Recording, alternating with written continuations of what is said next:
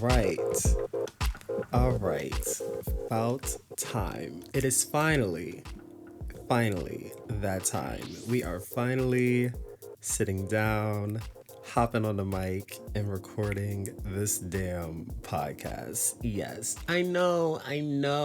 I've been gone in the shadows, just a ghost for like God knows how long. That's just kind of what I do. It's just a thing of mine. Like we can get into explanations and things of all that sorts later, but for those who may be new, not necessarily returning, but new listeners, this is your first time hearing my voice. Hello, how you doing? I'm Deontay. Nice to meet you. And welcome to the Quingdom Podcast. Yes, we are finally jump. What do you call it? Relaunch, rebrand, what the fuck ever. Like, I'm marketing this as a new season, okay? Because we're not gonna just ignore the previous seasons like they didn't happen, okay? So this is not a totally new podcast. We're just bringing it back after a fucking however many year long hiatus. So, like I was saying before, back to the intros. Hello, my name is Deontay. I use both she and D pronouns. And like I was saying before, welcome to the Quingdom Podcast. And this time around, like I was saying, as far as explanation goes, I'm just so much of a, for lack of better words, like a perfectionist. Like I put a lot of time and effort into whatever it is that I do. It put a lot of thought into everything. So much thought to the point where I overthink everything. And I just kind of get to the point where I'm like, you know what, fuck it, we're just gonna sit on this. We're just gonna sit on it and come back, and that process of sit on it and come back just kind of repeats and repeats and repeats. Like it's very self detrimental, but this right here is the first step of breaking out of that. Like, this is the first step to breaking out of that and being like, you know what, no, we're just gonna sit down and do it. I'm tired of kind of freaking myself out about the shit, kind of thinking too much about it, if that makes any sense. Like, I'm like, we're just gonna sit down with the mic. I'm literally, for context, because like y'all can't see, this is just audio, but for context, I'm literally like sitting in my little bathroom, because it kind of gives like booth vibes, at least to me. I don't know, I like the optics in here, the acoustics and whatnot. But literally sitting here in my bathroom on the floor on a little beanbag chair, like very cozy, very comfortable vibe, but not really, because it's kind of small and I'm really tall, so I'm really kind of cramped in here. It's a mess, but you know what, we're gonna work with it. We're gonna work with it for the next hour or so as I talk and get this done. But back to the intros. Like I was saying, my name is Deontay. Little information about my background. I'm an artist. To put it short and simply, I have a BFA. Words. Run that back. I have a BFA majoring in film production, minoring in music business, entrepreneurship, and technology. So when I say that I'm an artist, I mean it in the full sense of the word. I typically just say multidisciplinary artist, full umbrella term for all of it, multidisciplinary, because I do a lot. Starting from the top down, I'm a dancer before everything else. Like, I've been dancing since I was young. Consider myself a dancer before everything else, even though that's not what my degree is in. But of course, after that, cinematographer / photographer, they both use the camera. Cinematographer, photographer, also songwriter and producer, graphic designer. I have experience in visual arts. That was my original major back in high school before I switched to film. Of course, cosmetics and modeling. If you follow me on Instagram, which you should, at Quing_D. But yes, follow me on Instagram. All of that is very apparent. And then, of course, I'm also a gamer and podcaster. Yes, we'll be getting more into the gaming later on. But yes. Continuing with the intros, also a very spiritual being. Yes, very big into astrology. I'm a Capricorn sun, Pisces moon, and Cancer rising. I do tarot readings, very big into chakra balancing, crystals and energies and whatnot. Always carry around my amethyst and black obsidian. And I'm also big into numerology. This podcast goes live at 9 a.m. specifically because that is my life path number. Now, I don't know if I'll give this explanation every episode, but I will for the sake of the first episode. But people with the life path number 9 are said to be compassionate, generous, and have a very humanitarian attitude. They're said to be involved in spiritual, philosophical, or educational issues of some sort. They go out of their way to make sure that others have what they need. They're extremely creative and have a powerful imagination and have the ability to make friends very easily because people are attracted to their magnetic and open personality. And when it comes to love, they see the beauty in everyone else. And they're capable of great love, but it's hard for them to focus their love on one person or relationship. Like they just kind of have that free spirit. So continuing more about the podcast, like I was saying, this time around, we're gonna kind of take the less structured approach, at least on my end, kind of take the less structured approach and kind of more so wing it. Because the bottom line is the fact that I have a lot of interests and there's just a lot of things that I want to talk about. So it took me a while to kind of figure out how to structure all of that into one, singular avenue, if that makes sense. But I was just kind of like, you know what, fuck it. I'm going to just talk about it all. And the people that want to listen will listen. And y'all can skip around. I'll give you all the timestamps. I'll make it easy for you. But I'm still going to just talk about whatever the hell I want to talk about. And that's just going to be that. So this podcast will consist of a lot of media reviews, pop culture commentary, but then also work as an avenue for me to talk about my own work and really give full detail and behind the scenes into whatever the hell I'm working on, if I decide to even disclose all that. Because like I said, I'm a very private person. I don't like to talk about my shit until it's done. But yeah, so in terms of this podcast, pretty much this, I literally just said less structured, but in my head, I'm like, 9 times out of 10, there will be 3 main, sections of the podcast: the music, the gaming, and then film and TV. So there will be timestamps for those sections. If you just care about the music, just care about gaming, etc., you can just kind of navigate from there. So for this episode specifically, since this is the first episode, I'm just gonna kind of be playing catch up. This is really the catch up episode for me to talk about everything that I've been wanting to talk about from 2024, I guess. I wanted to do a big yearly recap thing back in January, but life be life and work be working.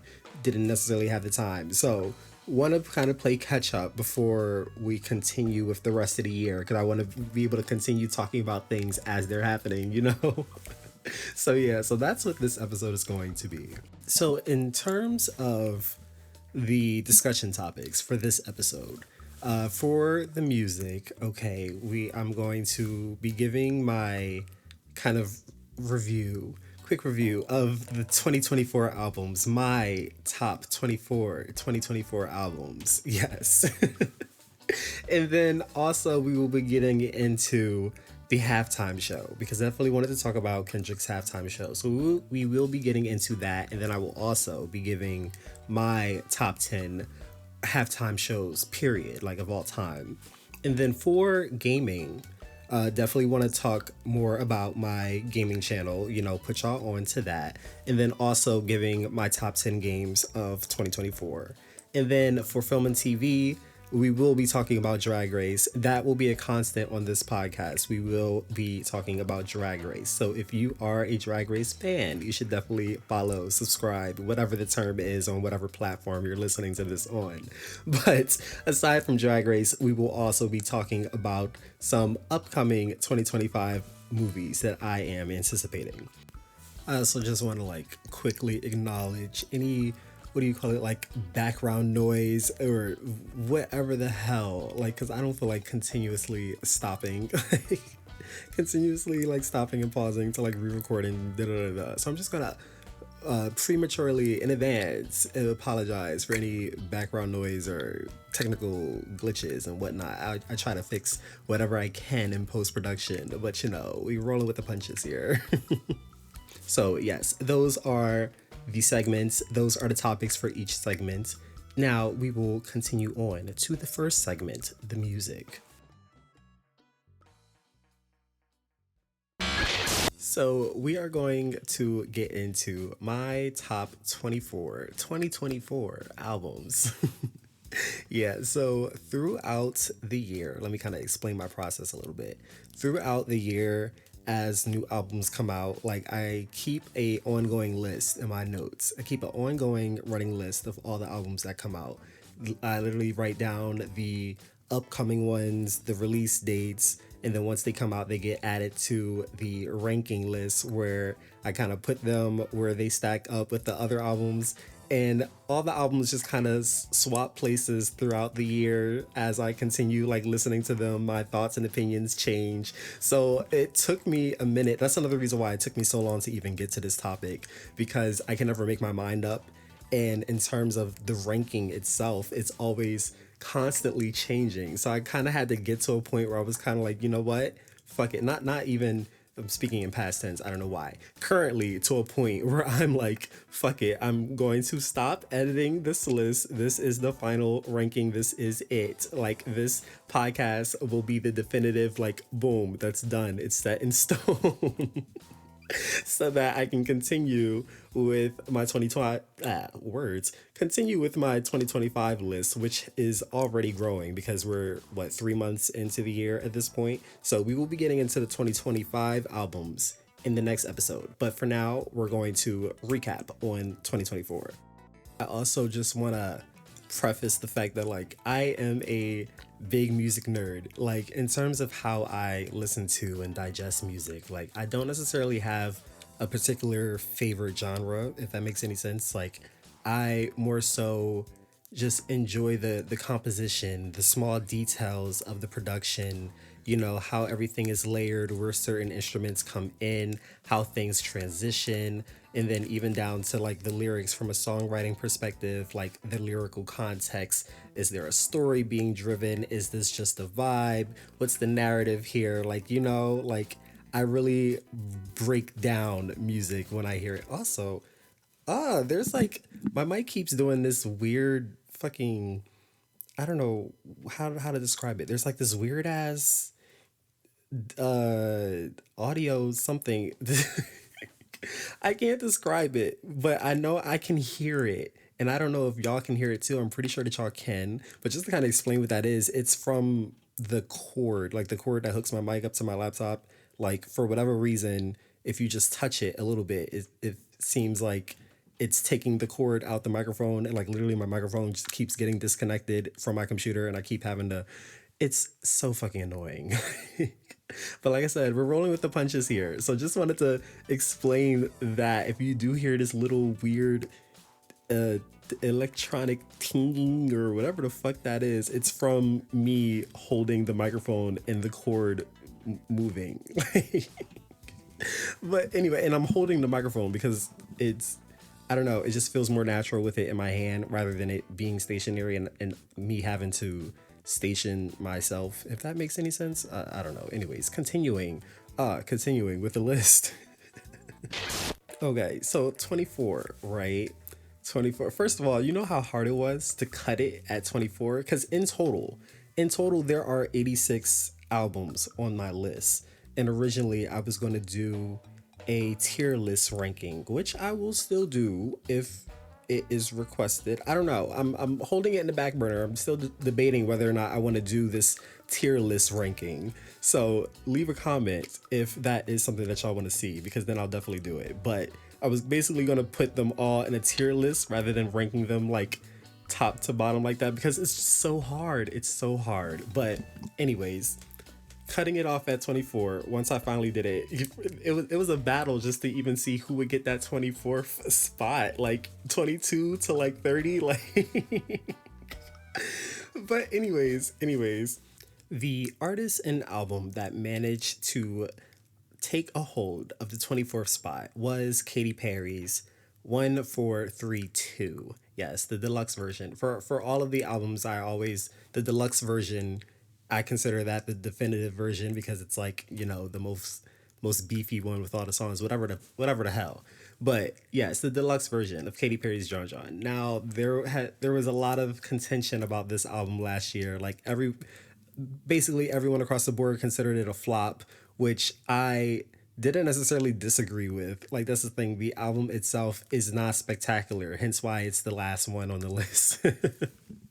But mind you, it made it to 24 out of 86 for me. Like cuz it wasn't bad. It's like sure it wasn't a great album, but it wasn't bad either. Like there are some solidified bops on there. Like this was a true return to form for Katie in comparison to her last album for me, which is why I liked it so much. Particularly the songs that I'm like constantly bumping, of course, being fucking Gorgeous with Kim Petras, I'm His, He's Mine with Doechii, fucking Nirvana is my shit. As soon as that won't that shit, like that's what I mean when I say production. I'm a real big production girly, and just that one little part of the song that won't like that gets me. That sold it for me. Yes, if you are a fan of pop music and you passed up on this album the first time around, I implore you to go and give it a listen or re-listen. I don't know. You just might like it. But moving on, the 23rd spot for me was Nicki Minaj's Pink Friday 2, Gag City Pluto edition. Like just the extraness of the extra deluxes for me, like that that kind of took me out. I was like, okay, Nikki, this is what we're doing, but okay, go off. But in terms of the album itself, not necessarily her best, but it also was not a bad album. Like, the Pink Friday 2 definitely had bops, but I feel like in terms of the overall project, there isn't enough on it to keep coming back to for me. It's like the bops that are on there, they kind of came and went. They still kind of cycle in and out of my playlists. Like there are some staples, but I skip them.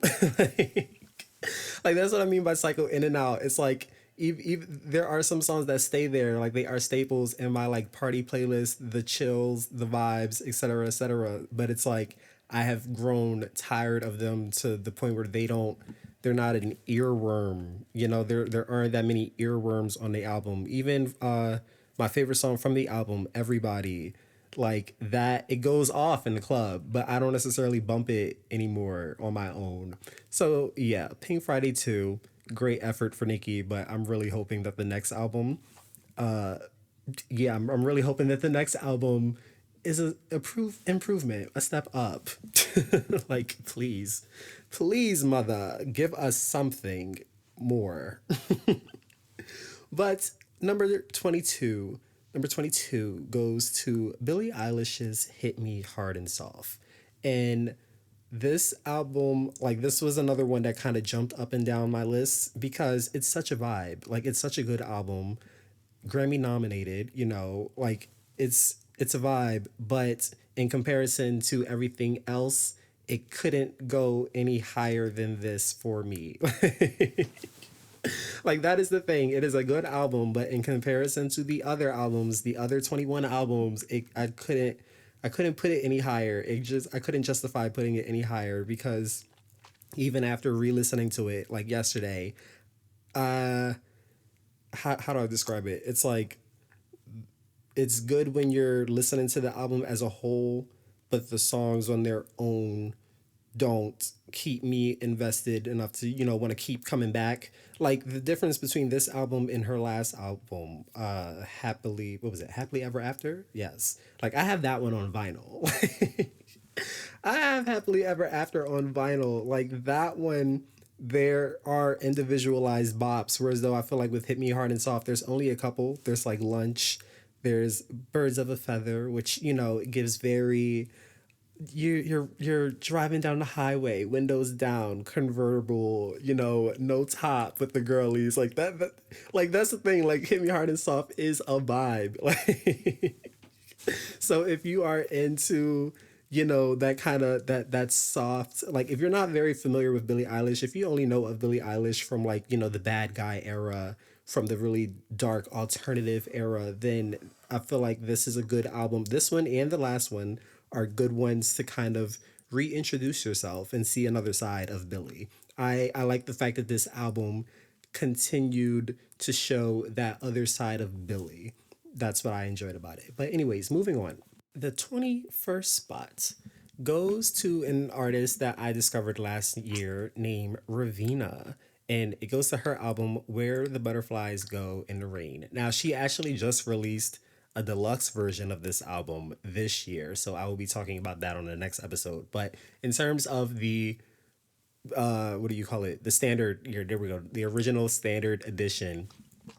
Just like Billy's, such a vibe, but this one is a different vibe.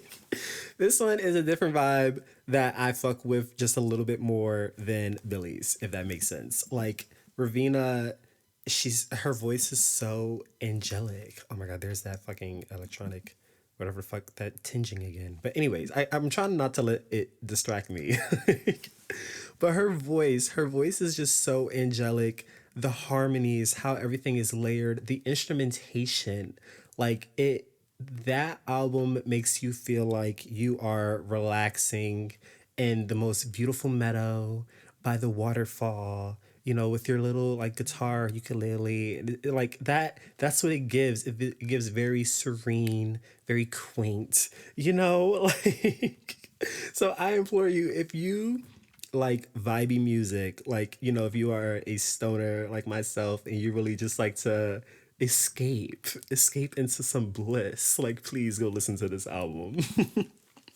But next up, number 20, we have the long awaited, long anticipated debut album of Normani, Dopamine. Yes. Normani's Dopamine takes my 20th spot because it I feel like I'm going to say this a lot. It is a good album. Because mind you, we're at the top 20 now. So, yes, it's a good album, but does it obviously it doesn't stack up to the other 19.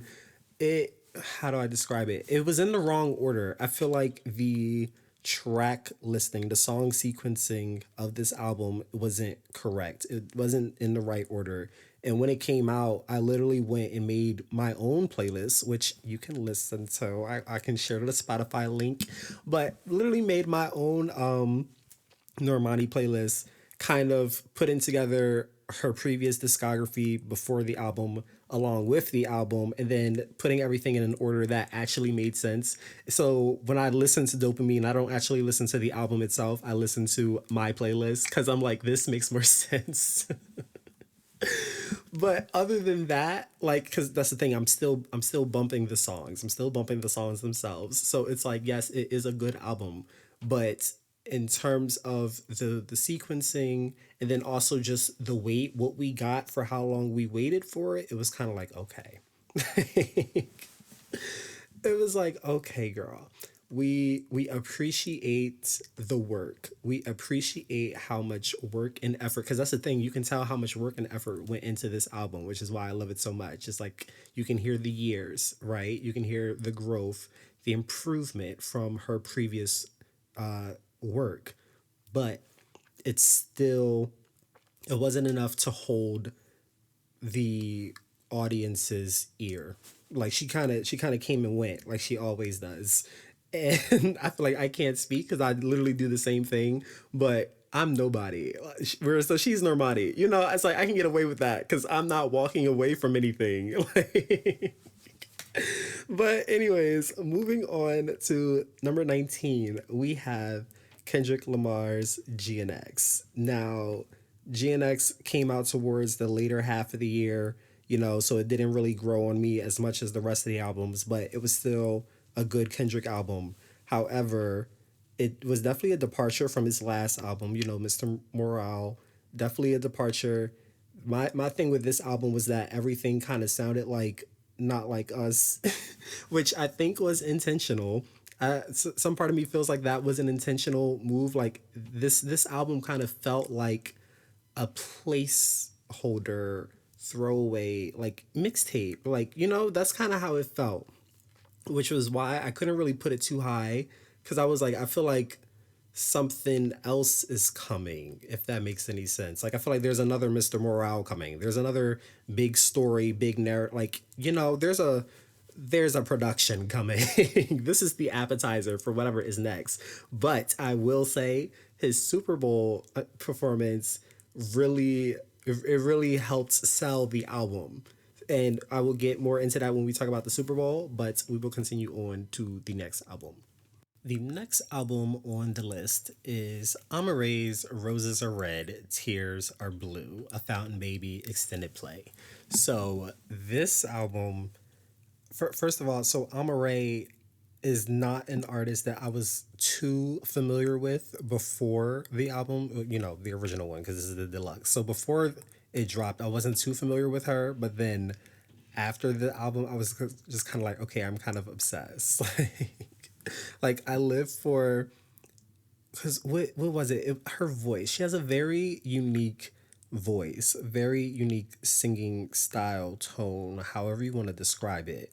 And at first, it was a little, not annoying. I feel like that's the wrong word to use, but it felt chipmunky to me. Like you remember Alvin and the Chipmunks, right? It was like the songs themselves were bops. They didn't sound bad, but you know, it was that high pitch. It's like, oh, like chipmunk. Like that was just how she sounded to me. It took me a minute to warm up to her voice and her style, and like, you know, it took a while for my ear to acclimate. It took the album to really sell me. That's basically what I'm saying. Because beforehand I only really knew of Angels in Tibet, and I had knew of it from like TikTok. So I had only known of Amaray by name from Angels in Tibet and from seeing her on features. Like I had known of her from her being featured on other people's songs. So I was pleasantly surprised listening to the album. And this album, like some of the ones I talked about before, are definitely, it's a whole vibe, but it's more upbeat. Like it has its highs and lows. There's, you know, the bangers, and then there's the, you know, just chill out, relax. You know, it has a good high low balance. So if you are into, how would I even describe her music genre wise? Because it kind of gives like R&B, Afrobeat, some house. Like it's very very genre bending, which is another reason why I like it. Like I like albums, bodies of work that are very what is the word I'm looking for? Varied. Like they have levels, dimension. Like it's not all the same thing. Like that was my gripe with like GNX and Dopamine. Like they felt like all the same thing, especially GNX, like the same song just kind of like reworked. So that's what I enjoyed about Roses Are Red. Like I enjoyed the complexity of it. But anyway, moving on. Next album, number 17, Tyla's Tyla Plus, right? Because like both Tyla and Amaray, they fall in that same realm, right? And if you're familiar with their work, then you know what I mean by like they've kind of fallen in that same realm. But for me, Tyla topped Amaray's album just because of the bop factor. Tyla's album, Tyla Plus, has more bops. From top to bottom, it's just kind of like bop to bop to bop, back to back to back. Whereas though with Amaray's album, like there are some skips for me, especially in the latter half. Like when it gets into the more slow Johns, like I do skip those. But for Tyla's album, the good majority of the album, except for maybe like Butterflies, because you know that's like the one ballad on the album. That's probably the only song I don't really play like that. But everything else, yes, Tyla ate with this album. Moving on to the next one, we have Lion Babe's House of Lion Babe. Now, this was an artist that I had never heard of. Like, I had never heard of them. And then, you know, I'm on Instagram, and you know how you get the little recommended John Johns. So one of Lion Babe's videos shows up in my Instagram recommended. I said, oh, this is a bop. Like, but I can't remember what song. I think it might have been Freakish. I can't remember exactly what song was in the sponsored ad or whatever, but I was like, I have to add this to my playlist. And sure enough, it wasn't just a song, it was a whole album. So I was like, oh, let me just listen to the album. And I was pleasantly surprised. I said, oh, they are eating. The advantage that Lion Babe or House of Lion Babe had over the albums before it in this list was the fact that it is primarily it's a house album, and house is like my favorite genre. If I had to choose one, it would be house.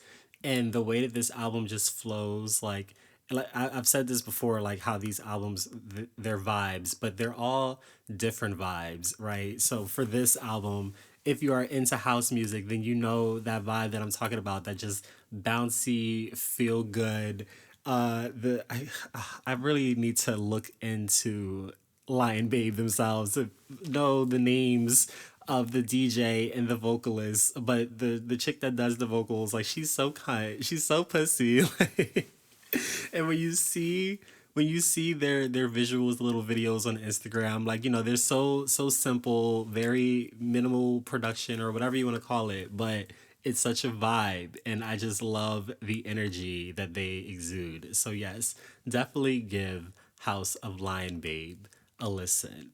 And on that same note, number 15, the next album, Maisy's Controller. Now, if y'all don't know who Maisie is, I'm gonna need y'all to go and get into her because Maisie is so sickening. Like before the album, right? There were the singles. There was phases and play. Maisie, she had all the singles. I was living for all the singles, and the album was the last thing that I expected. Like I wasn't expecting her to drop a full album, so I was like, oh yes, like just feeding the girls, feeding our souls. And the album itself did not disappoint. Like it was a lot higher for me, but like I said, like when it came down to re-listening and trying to figure out the order, the rankings, like I had to make some tough choices, and it was tough having to push this album down to 15, but it's as low as it is because it's very how do you call it, like minimal. It's very minimal, but it's because she's like, or at least I'm assuming she's independent. I haven't done my research. I'm sorry, but I'm assuming she's independent. It gives very independent artists.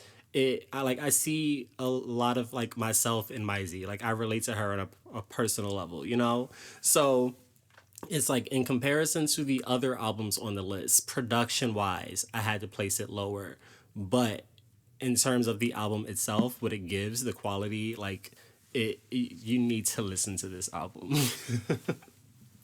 And specifically, oh my god, Vulture, that song goes off. Vulture and Kitty on Top. Like Kitty on Top is my shit. I bump that shit in the car all the time. Like, for the sake of time, we're just gonna move on to the next one. But also, speaking of time, break time for me, yes. Smoke break. We'll be right back.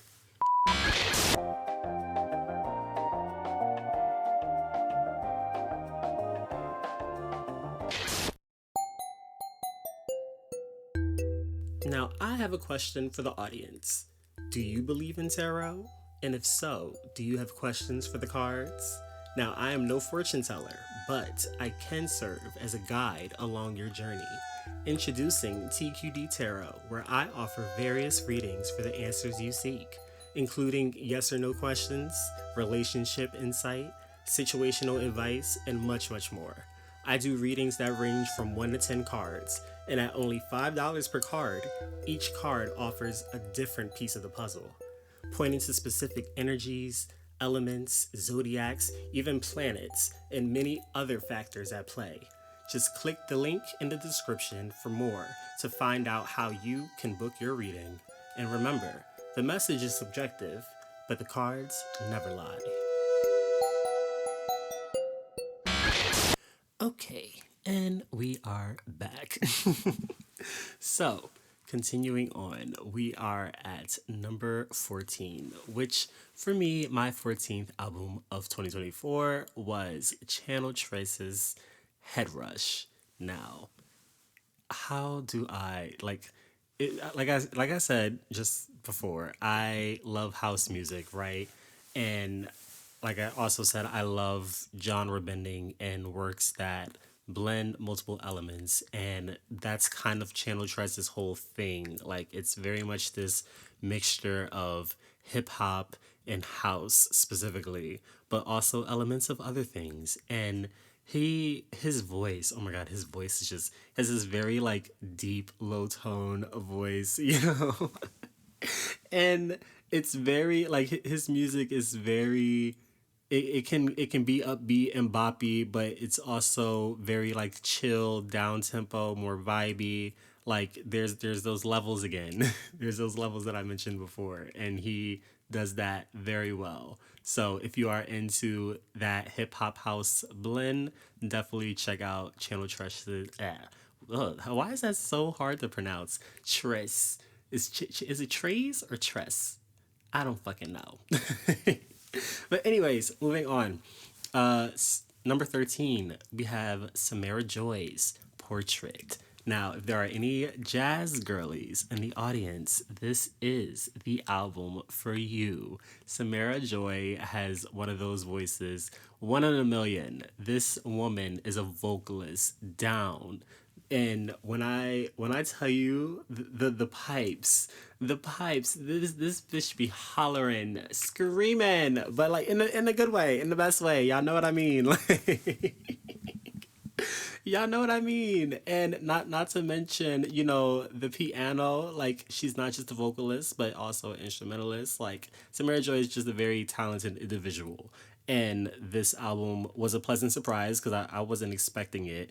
It kind of came out of nowhere for me, but it was a pleasant surprise. And it's definitely the reason why it kind of falls in the middle of my list is because, like I said, it's a jazz album. So jazz is definitely a very specific kind of mood, a very specific kind of vibe. So this isn't necessarily an album that I like bump on the regularly, nor can I like name any of the songs individually. Like I don't know it top to bottom like how I do some of these other albums.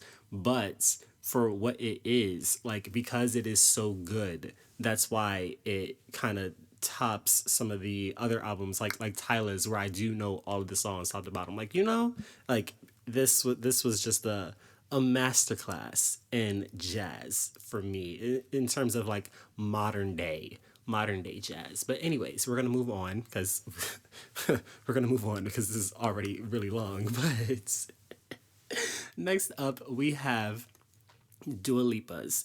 Oh, number 12. At number 12, we have Dua Lipa's Radical Optimism, the extended versions. Specifically, the extended versions, because that is kind of what took this ahead for me, like kind of what took it ahead of some of the other albums. Because Dua Lipa, in comparison to the other pop album that has been mentioned so far, what was it? What was it? What was that? Katy Perry. Yes, Katy Perry's 1, 4, 3, 2. Like I feel like Katy Perry is kind of like that foundation for pop, right? But Dua Lipa, as one of the modern day girlies, she has kind of taken that pop formula and really like she's really found her lane in terms of her sound and just the evolution as a performer, because we all, I don't know, I can't say we all, but for those who are familiar with Dua Lipa, we remember how she started, so it's just like this evolution, it was lovely to see. But do I like this album better than Future Nostalgia? I don't know about all of that. They're definitely very comparable. Radical Optimism and Future Nostalgia, very comparable, but I don't know. Like I said, the fact that this was extended versions was what took it for me, because it gave more of that instrumental. Like I said earlier, I'm a very instrumental production girly, so just having more of that was what kind of edged it along for me. But next album at number 11. Speaking of instrumentals and production, we have Willow's Ceremonial Contrafact, the Empathogen Deluxe. Now, this how do I describe this album? Like I feel like this album was comparable to Samara Joy's Portrait, right? Like, although two different genres. Well, not that's the thing, because Willow made a jazz album, but it's Willow, so it's not completely jazz. Like, do you see what I mean now? Like, that's how this one topped over Samara Joy's Portrait for me, because it was like, yes, it had those jazz influences, but there was also still that Willow, like, rock and R&B, that neo funk and soul. Like, it was all the things. It was all the things.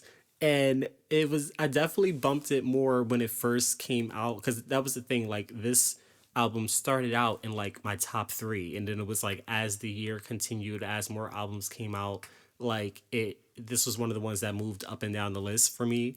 And the deluxe didn't necessarily make too much of a difference, if that makes any sense. So that's how it ended up where it is now. Like, just missed the top 10. Just missed it. Very hard decisions had to be made. But the one that did make number 10, Victoria Monet's Jaguar 2 Deluxe. Now, Jaguar 1, iconic. We love her. And then Jaguar 2, perfect follow-up, perfect sequel for all of the R&B girlies. If you missed out on this one, I don't know how, because I feel like Victoria Monet really had a great year. So I'm like, I don't know how anyone missed out on this one, but y'all might have missed out on the deluxe. So definitely go and get into the additional tracks. My favorite one being 1900. That's my shit. But in terms of track sequencing and production, everything flowing from track to track, like, this album, this top 10 here, this top 10 deserve, like, we're at the creme de la creme here. Like, I feel like I can't even verbalize just the how orgasmic the production on this album is. And I use that word because that's just how it feels. It's very, very sexy, very sensual, gives very mother, like. But anyways, we're gonna continue so we can get through this damn list. But number nine, we have Doja Cat's Scarlet 2 Claude. Yes, Scarlet, words. Because, like, I always compare people's albums to, like, their previous work. So it was like Scarlet in comparison to Planet Her. Definitely two different vibes. For this one, Scarlet went more in the hip hop direction, of course, which I was not mad at. I said, yes, go the fuck off. Show these bitches that, yes, you can rap down. And she did just that. Favorite song on the album being Ouchies. Like, that is, Ouchies is my shit. And then in terms of for the deluxe, it's Disrespectful. Like, that's my favorite deluxe track. But yes, I feel like I don't need to sell Doja. Like, Doja is that bitch, and it's very, very apparent that she is that bitch. So moving on, number 8, we have Kaytranada's Timeless. This was another one that jumped up and down the list for me just because I love Kaytranada. And for anyone who may not be unfamiliar, or who may be unfamiliar with Kaytranada's work, like, he is the, like, DJ and producer. You don't necessarily hear any vocals from him. So every song, with it being a different artist, like, they're different. Like, it's like, as an album, Kaytranada's albums are so hard to compare to other artists' albums because there's a bunch of artists on this one album. So it's more so like you're comparing the vision. It's like you're comparing the collective, like, the, like, I, words. I don't know how to. I hope that makes sense, but like I said before, I compare people's previous works to each other. So for me, I liked Bubba better than Timeless, but Timeless itself was still a bop. Like, top songs on the album definitely being Snap My Finger, More Than a Little Bit, Drip Sweat, Video. Like, there's just so many bops on this album. It could not be in the top 10 for me. Like, so that's how it landed at number 8. But next up, number 7, we have Flo's debut album, Access All Areas. Unlocked. Yes, because, ooh, the Unlocked. Oh my God. I wish what my one critique about the deluxe version specifically was the fact that all the unlocked versions were at the end of the album. Like, I wish that they had just replaced the not see, that's the thing. Like, see, I don't know. I don't care. Like, I wish they had just replaced the original versions, right? Just scrap them, replace them with the new deluxe versions. Like, just have the Unlocked kind of be like its own separate album rather than a traditional deluxe, you know? Because, like, it's like I understand why they were all at the end because that's typically how it's done. But I wish that they didn't do that. Like, this album, like how I did for Normani's Dopamine, like, this was one that I added to my Flow playlist. Added it to the Flow playlist and put, you know, the unlocked versions in place of everything, and then added it with their previous discographies, you know, did the whole, gave it the whole treatment. Like I said, I will somehow link both of these playlists so that y'all can hear them, hopefully, if I remember to do so. But anyways, moving on. Number 6, we have Cakes the Killer. There we go. Cakes the Killer's Black Sheep Plus. Now, y'all know how I am about my house and hip hop. And as a gay artist myself, like this when I say like I feel like this album made it so high because I just relate to it so much. Like, it hits me on a personal level. Like, you know, like Black Sheep Plus is that perfect combination of like hip hop, house, ballroom, very akata cat. Like, it's so cunt, it's so pussy, but like it's not like stereotypical like gay, you know? Like, it's not like what you would think when you hear like gay rapper, if that makes sense. Ooh, oh, jeez, not me hitting the mic. But anyways, this album is a bop. I'm trying to continue so we can get through this list. But number five, Ariana Grande's Eternal Sunshine. Oh my God.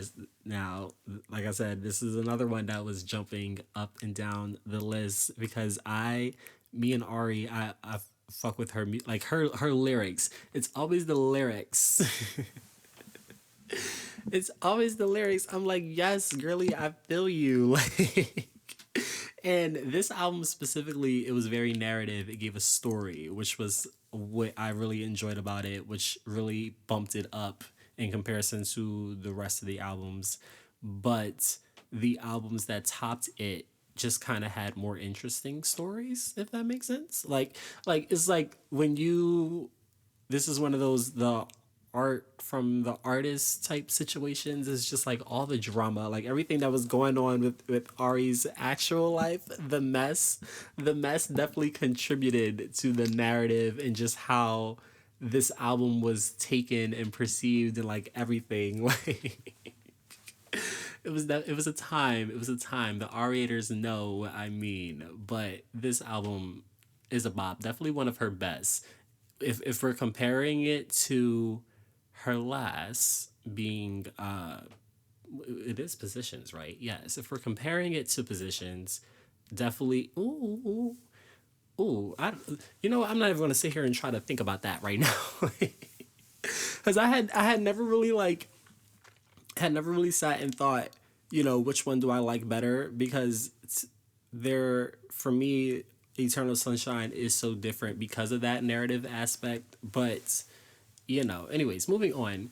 Beyonce's Cowboy Carter, that is my number 4. And of course, this was one that was going up and down because it's Beyonce. So so it's like, at first instinct you want to just kind of put her number 1, but it's also like, hold on. Like, hold on, because that's the thing. Renaissance was my top album for that year. Like undebatably so. But for Cowboy Carter, for this being a country album, it shook the table. it shook the table not just for me but for the whole world, as it should have. And this album is undeniably like it's Grammy winning. Like the Grammys just solidified it. Like the Grammys solidified just how much of a bop this fucking album is, whether you are into country or not. I literally have a whole playlist on Spotify called Country Songs That I Like. Like this is now a country album that I like.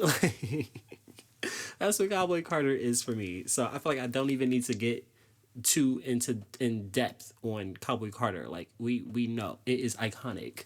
As for why it's number 4, it's just because the 3 albums above it, for me, I kept those in heavier rotation than Cowboy Carter. So moving on to number 3, we have Doechie's Alligator Bites Never Heal. And the reason why this is number 3 is simply because like the album itself took a while to grow on me. Like for the longest, it was just kind of like Nissan Altima. Like that was it. It was like Nissan Altima was like the one like song like for me, and then the rest of the album it was like okay, I just kind of listened to it as an album. But then over time, that's when I started liking the songs individually. But the reason why it's number 3 is because in terms of the songs that I like individually, there are just more of those on the other 2 albums than this one. So that's why it's at number 3. Number 2 is Charlie XCX's Brat, and it's completely different, but also still Brat. And the reason why this one is number 2 is because like we all know Brat Summer like I feel like that's another thing that I don't even really have to delve too deep on. Like we know how iconic this album was for last year, but the reason why it's number 2 for me was because the deluxe and it's completely different. Like it was essentially a whole nother album. It was hard kind of judging, like figuring out how to place it, if that makes sense, because the original Brat and then the deluxe, they are almost 2 different things. So and then for the deluxe, it's like I don't like it as much as I like the original. There's just like select songs on the deluxe that I really fuck with, but for real, I just like the regular Brat. So it's like if I consider them as a collective, as Charlie's full vision, like this is it, this is Brat, like it falls number 2 in comparison to my number 1. But obviously it's one of my like favorite albums, like period, which is how it's even so high in the first place. But my number 1 is Sabrina Carpenter's Short and Sweet. And Sabrina and Charlie were really fighting for this number 1 spot. Like, because I kept both of these albums on repeat. But like I just said about the deluxe. And then we will be talking about the Short and Sweet deluxe next week with the rest of the 2025 albums. But this album, like Tyler's words. Like Tyler Plus, bops top to bottom for me. If anything, there might be like one song that maybe 1 or 2 songs that I skip, but but the fact that I can't even remember or think of what those 1 or 2 songs might be just goes to show like how much I just kind of let the album play. And we'll save the deluxe. We'll save the deluxe for next week. But Short and Sweet on its own, a fucking bop. It is pop perfection. Okay? For anyone who may have been sleeping on Sabrina Carpenter, she woke bitches up with this album. And I will leave it at that. So now we're going to get into the Super Bowl halftime shows, right? I'm going to give a quick little review of Netflix's Beyonce Bowl, right? Because it wasn't technically Super Bowl, but it's adjacent. In my head, in my little non-sports fan head, it is adjacent. So the Beyonce Bowl First of all, she shut that shit down. Honestly, I enjoyed it more than the actual Super Bowl halftime show. But of course, because it's fucking Beyonce. Like, we all know that Beyonce is going to eat a live performance down. But it was just seeing Cowboy Carter live. That was what made it, a moment. And of course, like, she announced the tour right afterwards. So it was just, it kind of, being able to have like that little glimpse, that taste of like, oh, this is what Cowboy Carter gives live. Because I feel like we didn't get that with Renaissance. Like, I was about to say correct me if I'm wrong, but it's like, how? But I don't know, correct me if I'm wrong in the comments, wherever they may be. But I don't really remember too many live performances from the Renaissance era. Like, even when Break My Soul was going through its like single phase, like, I don't remember her performing it. Like, so I'm just like, the fact that we got this and it's on Netflix at that, it's like, it's on Netflix in 4K. Like, it's just the bouginess of it all. Like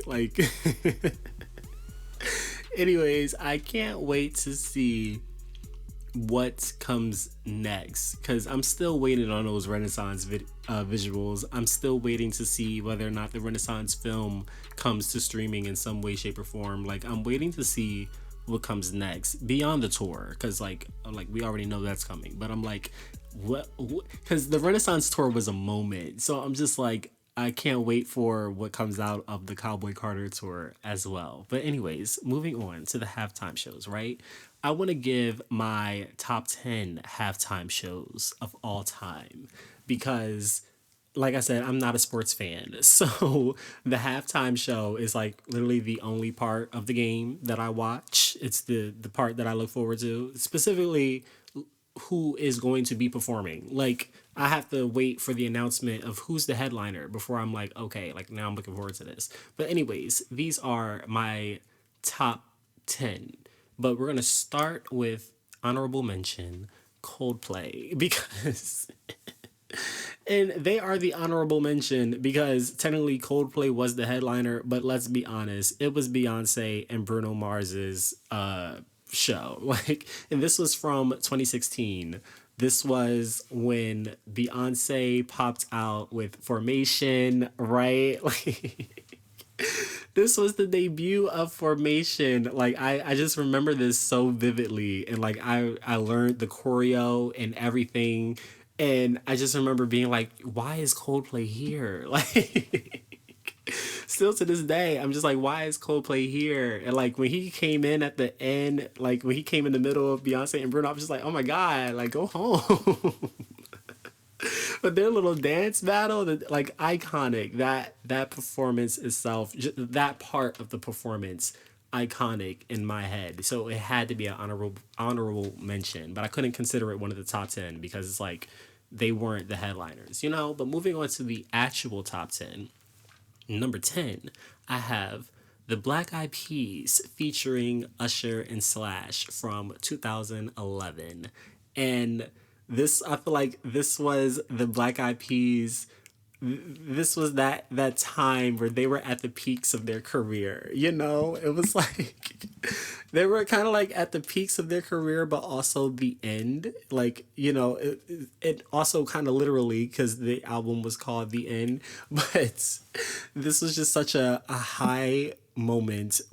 But at the same time, the performance itself, like when you go back and watch it, like, it was a bit messy. It was a bit messy, Fergie was Fergieing, but overall, in my head, it's still one of my favorite performances. But that's why it's number 10. It's not the best, but it's still good. Number 9 though, Madonna. Okay, icon. Madonna featuring LMFAO, Nicki Minaj, and CeeLo Green, and I forgot to include MIA. MIA was also there. But yes, Madonna in 2011, like I said, icon. Her guests were a shock, but also a sign of the times. Like, 2012, that was an era for that dance pop. Like, LMFAO is just the antithesis. What's that word? Antithesis. Antithesis. How the fuck you say that word of that time? And Madonna, she is a show woman. She, at her old age, gave the girlies what needed to be gave, and that was that. But anyways, the next one, number 8, is my queen, Janet Jackson, the legendary, the iconic Nipplegate performance from 2004. So it was Janet Jackson featuring Justin Timberlake.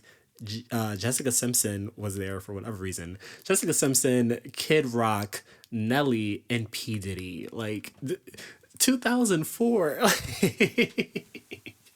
Like when you think about that, like all those people, like it's just kind of like wow. Like when you think about that era. But anyways, Janet ate down before Justin came out there, and damn near tanked her career. But we're not even gonna like delve into all that. Like we're just gonna move on to the next one on the list, because the next one, number 7, Kendrick Lamar for this year, 2025. Now, Kendrick, like I said earlier with my album review for GNX, like this was like the perfect, like what the Beyonce Bowl was for Cowboy Carter. That's what this was for GNX. It was like the perfect like selling point for the album. It was like if you hadn't listened to it before, hopefully people that saw this performance went back and like actually listened to the album. And then in terms of like, all the little subliminal messages and everything, like Kendrick is just there. He is one of the best male performers in my eyes, because like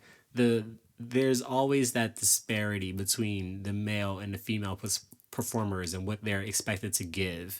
And Kendrick is one of those male performers who actually gives a performance, especially if we're talking about male rap artists, like, because we all know those rappers that just kind of do the back and forth, the little trot, 1 2 1 2, maybe a jump, we all know. So I love Kendrick's showmanship. That's what really sold this halftime show for me. Also, I don't think I mentioned SZA.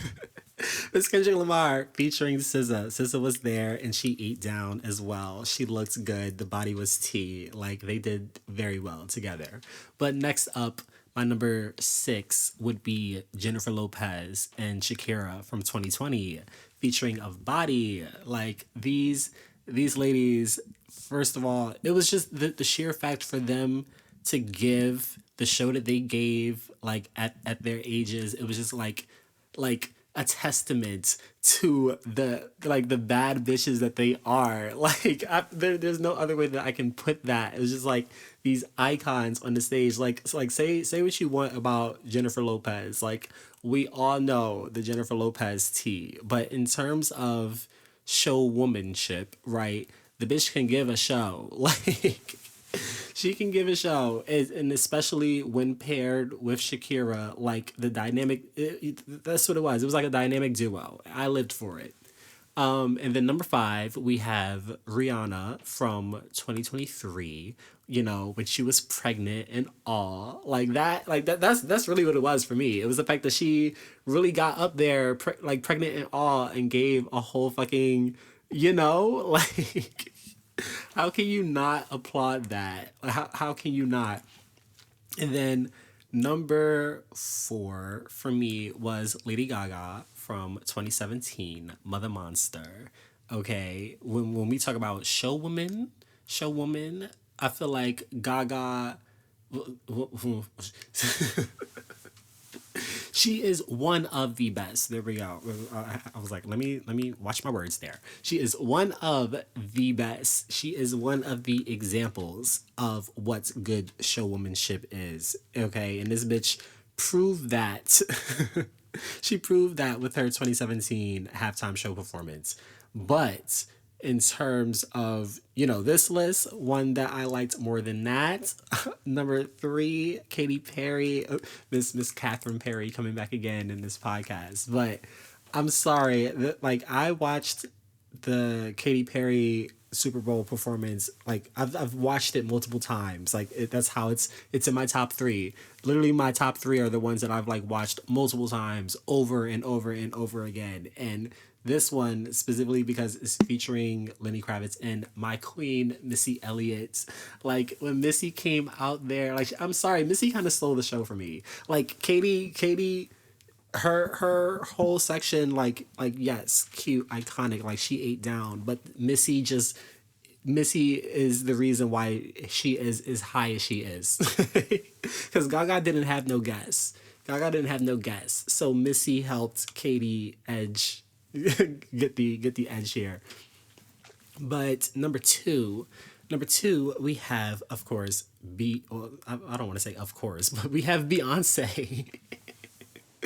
We have Beyonce, and originally she was my number 1, but I couldn't put her over the number 1, and I'll get to that when I get to that. But yes, Beyonce, her 2013 Super Bowl halftime performance featuring Destiny's Child, like that right there should let you know just how iconic that performance was. Beyonce featuring Destiny's Child in 2013, like that, like this is.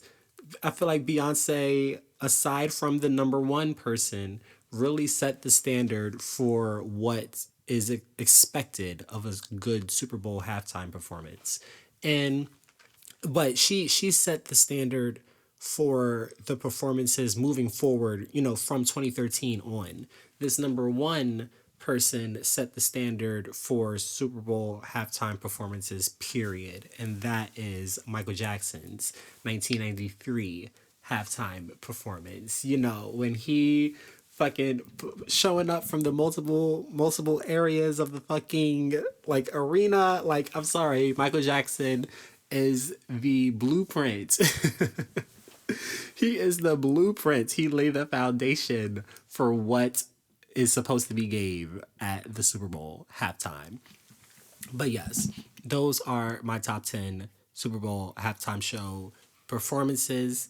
In terms of who I want to see for future headliners, I of course would love to see Missy Elliott headline on her own. I want to see Janet Jackson get her redemption. Okay, we need a Janet Jackson redemption without Justin. Thank you, because he got to come back. So I think it's about time that Janet gets to come back. But anyways, other artists that I want to see headline are Kaytranada, Nicki Minaj, Doja Cat, Ariana Grande, Charlie XCX, and Britney Spears. Like, yes, I definitely want to see, because Britney, hold on. Well, I want to see her headline again. Like, because that's the thing. When she performed the first time, I don't know if she was necessarily the headliner, like, because there were other people. So, I don't know. I just want to see Britney herself, the star, But who else? In terms of the guest performers, though, like people that I want to see perform at the Super Bowl, I want to see Doechii. I want to see Shy Girl, Sabrina Carpenter, Tate McRae. Like, we need to see, this woman needs to be at the Super Bowl halftime. But Tate McRae, Flo, and FKA Twigs. I was going back and forth on whether or not I wanted to see FKA as a headliner, because I feel like that would also be interesting. But I'm also just not that in tune with all of her discography to be able to visualize what a full FKA Twigs like John would be like, like, because for me it's just Capra songs and Eusexua. I don't really know the rest of her discography. But anyways,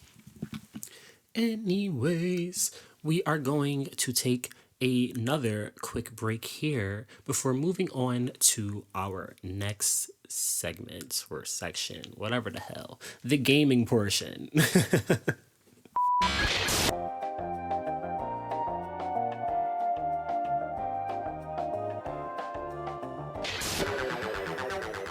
Introducing the Quingdom Gaming. Join me live as I step into the ring with different fighters, take aim at a field of shooters, chill out with nice cozy games, and much, much more. Take the journey with me and leave commentary down in the chat, all live on Twitch at @thequeendom_gaming. Make sure that you follow to be notified of all future streams.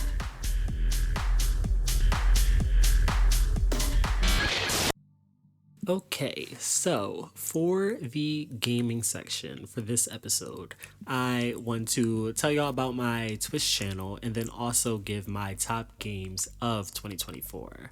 So, yes, I do stream on Twitch. You can find me at the Quingdom _ gaming.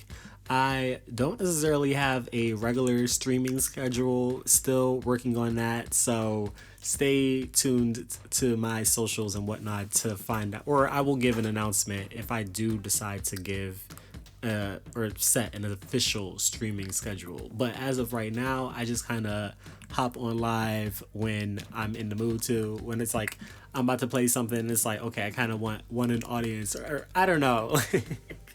Still figuring that out, but for now you can go subscribe so that you can be in the know as things are happening. You know, that's the best way to know what's going on, actually being subscribed to the channel. And I just recently like started really streaming like on camera, but I don't always be in the mood to like be on camera and like all that extraness.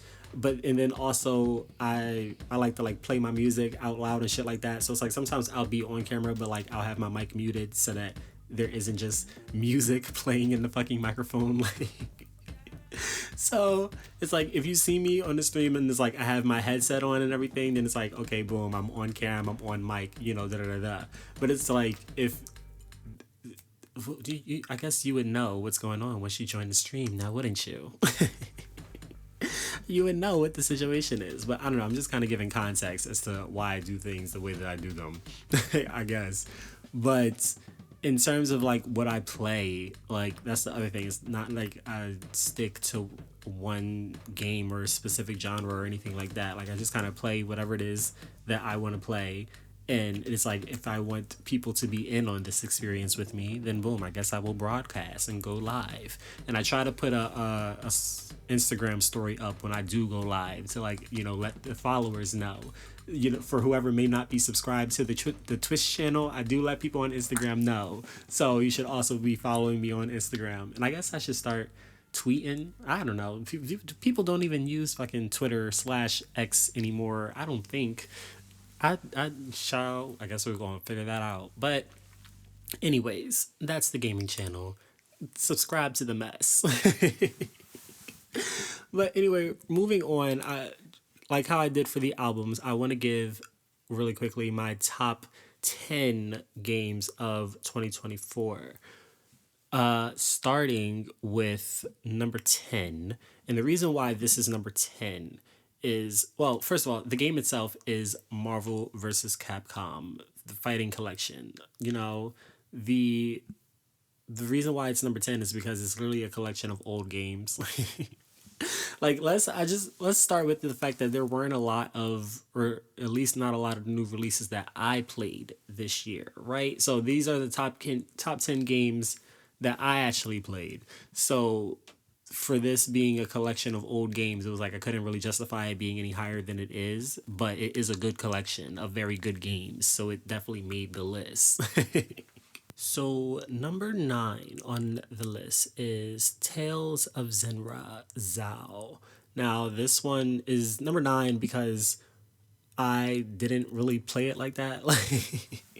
Like it made the top 10 because I love the graphics and the gameplay, like everything. Like it is a good game, but I just didn't really play it like that to really be able to get into it and see how it stacked up against the rest of the games, like comparatively.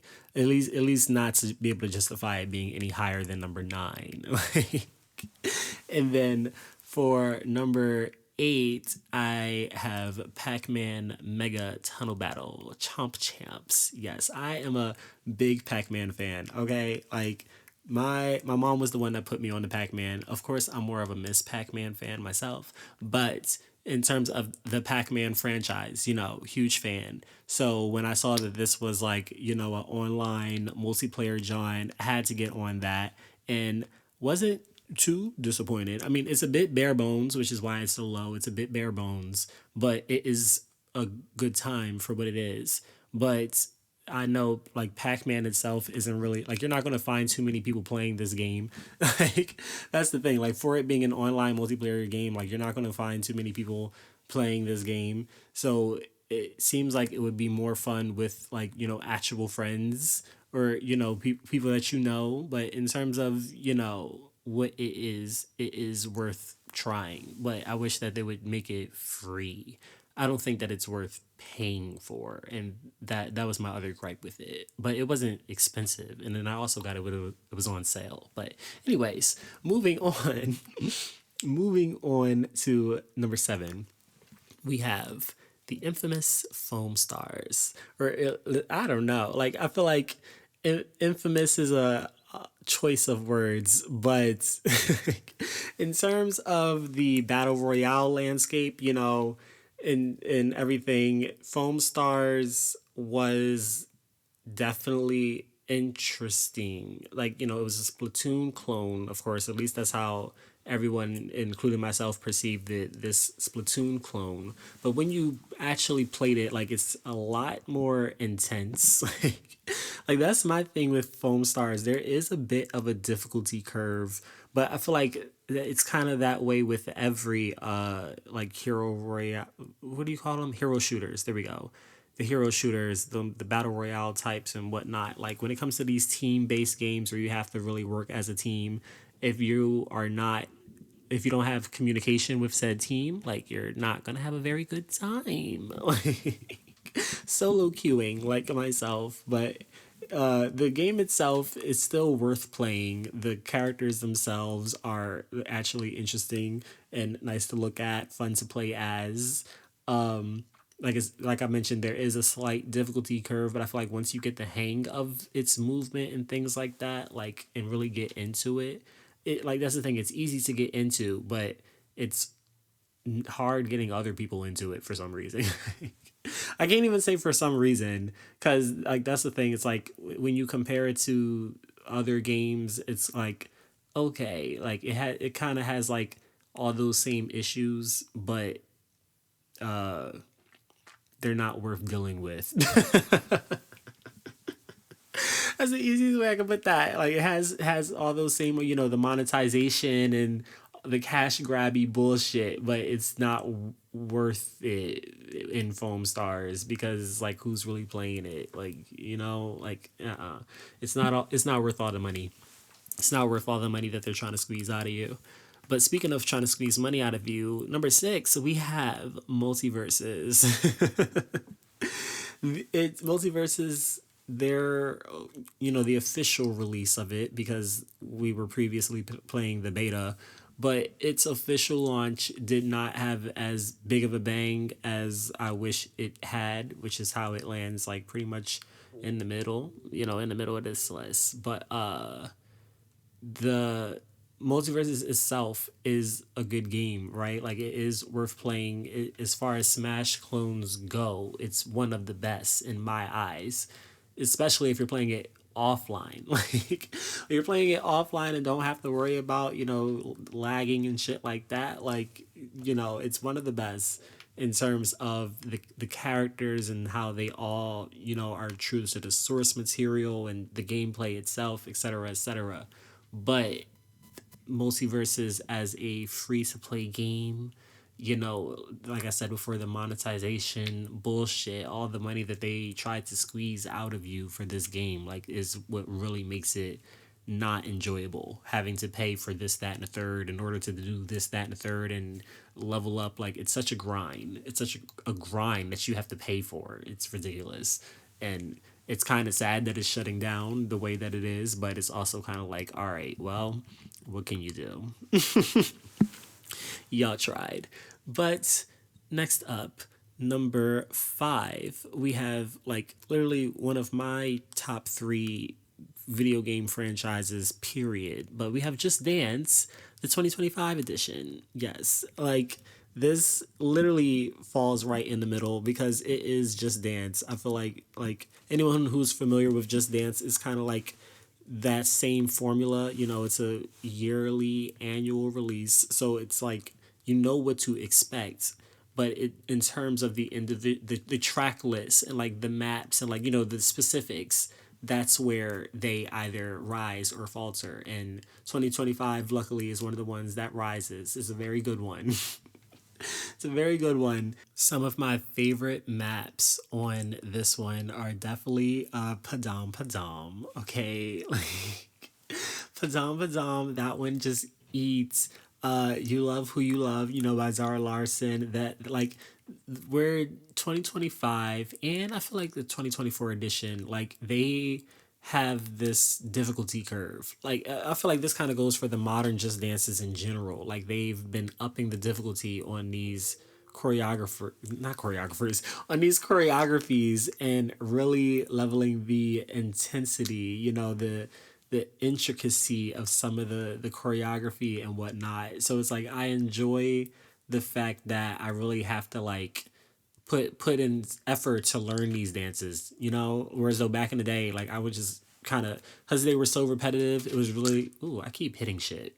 Sorry, like I said, sorry if I hear shit in the background. That's from like me moving around and shuffling and whatnot and hitting shit because I talk with my hands. But what was I saying? When it came to the older just dances, it was easier for me to pick up the choreography because they were so repetitive. But for the newer ones, it's like, sure, it's still, there are still some of those repetitive elements, but there is more intricacy to those elements, so there's more to remember.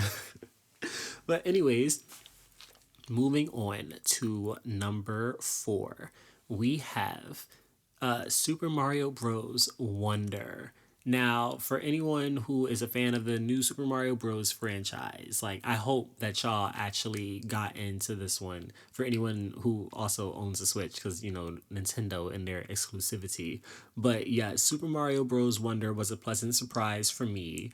Definitely a step up to the typical NSMB formula that we, or at least I, was definitely getting tired of, because it was just they all felt the same. It was like, okay, it's on a new console, but it's essentially the same game. So they have finally made a new fucking Super Mario Bros. Game.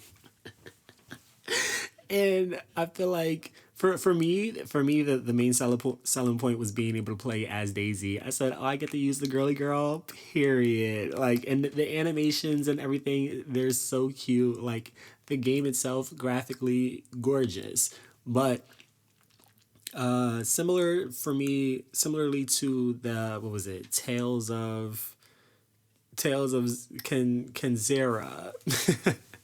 Like I don't really play my Switch that much in general. So for Mario, like I just didn't play it that much. Like I enjoy it when I do play it, but I don't play it that often because I don't play my Switch that often. Like it's the same way with Just Dance. Like I had to buy Just Dance again on my PlayStation because I was like, I want to play Just Dance, but I play my PlayStation more. So but anyways, moving on, now we're in our top 3. My top 3, speaking of, those annual games, we have Call of Duty Black Ops 6. Now, for me in Call of Duty, I am one of those Call of Duty players that literally only play zombies. So I hadn't bought a Call of Duty game since Cold War, because that was the one with the last good zombies to me. Like that's the thing with Call of Duty. I always watch the reviews and the gameplays and shit like that first before I buy it, because I'm like, I need to see, what does the zombies look like? So when Black Ops 6 got announced and they revealed the new zombies mode and everything, I was so fucking excited. It's so fucking excited for this game, and it didn't disappoint too much.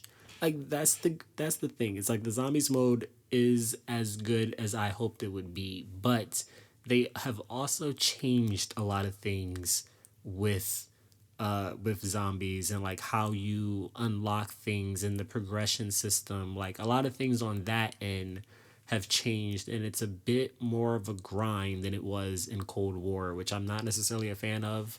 Like it's why I don't play Call of Duty as much as I used to, because it's so much of a grind and I have other games to play.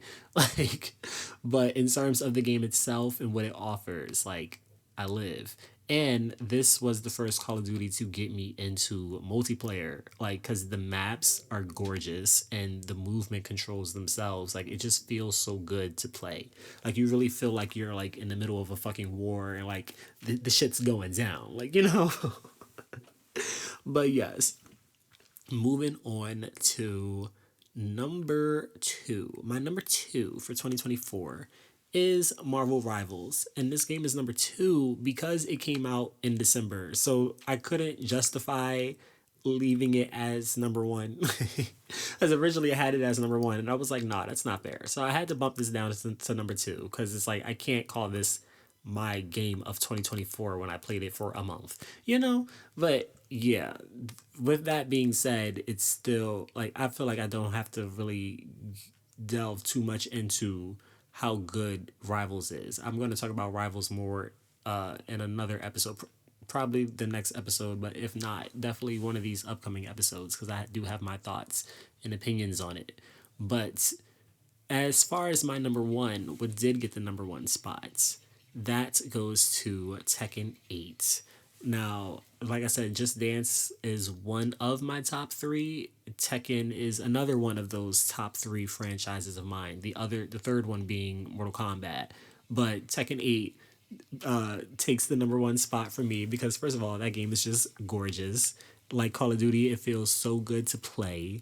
My main gripe with it is the story mode. Like I was a little not disappointed, but just kind of like, okay, like with the story. And then like the DLC didn't really add too much. So I'm still kind of waiting for, I don't know, I'm waiting for the story to hit. I'm waiting for them to improve on that a little bit. But other than that, the core gameplay itself, as for Tekken, like it is the best to date, in my opinion, in my humble opinion. Now, before we move on to the next section, I do want to give like some, what do you call them? Some new discoveries of mine. Like, yeah, like these were games that didn't come out in 2024, but I like started playing them in 2024. So, like, I still wanted to mention them, but I couldn't put them on the list because it's like, you know, they didn't come out that year. But Cult of the Lamb, definitely, at least it was a favorite of mine. Like I played the fuck out of that game like every day until I just kind of got to a point where it was like I like maxed out my cult, kind of like maxed out my cult and completed everything. And the only thing I didn't really finish is like the story itself, but I didn't really care too much about the story anyway. I just wanted to build up my cult. But anyways, yes, Cult of the Lamb. If you haven't played it, you should definitely check that one out if you're into like you know, those like Animal Crossing type, you know, simulation type games, or like what do you call them, roguelikes. There we go. Like the next game on this list, Hades. Hades was another like new discovery of mine. Like that game is a roguelike. The animation is gorgeous, the graphics, the gameplay, like definitely should check that one out. Need for Speed Unbound if you're into racing games, and Soundfall, which is this really interesting, like, what do you call it, top down shooter, but it's a rhythm based top down shooter. Like you have to like shoot on beat, like shoot the enemies to the beat of the music. So like if you're a music head like me and like also a gamer, like that's another one that you should check out. And then as in terms of some games that did come out last year that I just didn't get a chance to play, those being Astrobot, Helldivers 2, Super Mario Party Jamboree, and Legend of Zelda Echoes of Wisdom. Like I know those were kind of some of those top games of last year, or at least ones that I heard a bunch about, but I just never bought them. I didn't buy them, so I didn't play them, so I couldn't give my opinion on them. But anyways, we are going to conclude the gaming section there and have a quick break before we move on to our final section.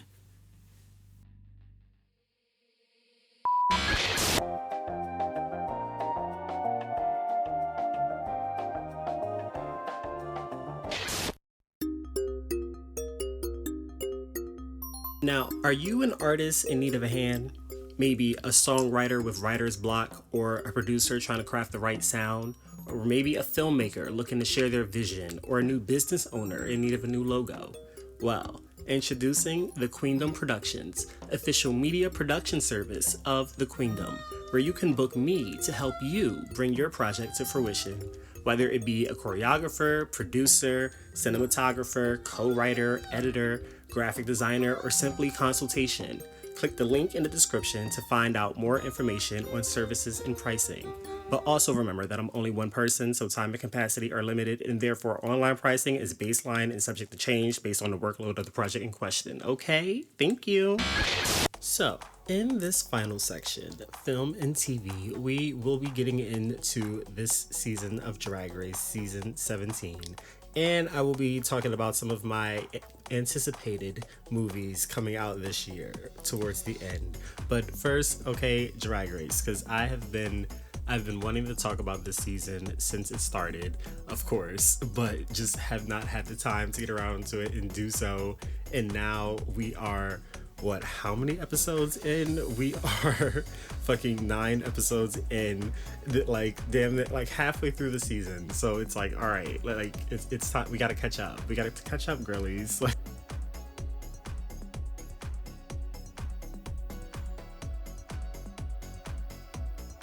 We're going to briefly run through, the previous episodes, and then we're going to get into the most recent one, okay? So starting with episode 1, the Squirrel Games, really liked the Squid Game parody cold open. It was really cute. Nice way to introduce the girls. I'm really looking forward to seeing how they continue doing, these new types of intros, rather than just a straight up walkthrough. I hope that we get more cold opens like this, because I enjoyed this one. But what else about this episode? Oh, Katy Perry was the guest judge. Of course, they always have a big star for the premiere. Quotations on big, though. There's a lot of question over just how big Katy is right now. Questions of her her position as the one of the reigning pop queens, because it's like you cannot deny what Katy was, but as to where she is now, I don't know. I guess we'll get into that in a later episode. But anyways, moving on. Everyone was kind of gagged that Katy actually knew Joella, which I was also gagged. I was like, huh, okay, I guess she really is a big stan, big whoop. But anyways, because she ended up going home anyways later on. But moving on, the next episode, what was it? The Drag Queens Got Talent Part 2, because they did the Part 1 of the talent show for the first episode, and then they had the queens voting, instead of the judges voting, they had the queens that weren't performing voting on how the queens that were performing did, and then they reversed it for the second episode, right? And then for the second episode, they had Doechii as the guest judge, which I lived for. She looked sickening, and she actually gave good constructive critiques. I said, yes, bitch, you better actually do the job. But this is when fucking Hormona Lisa was saved by the badonkadonk tank, and I was just kind of like, oh god.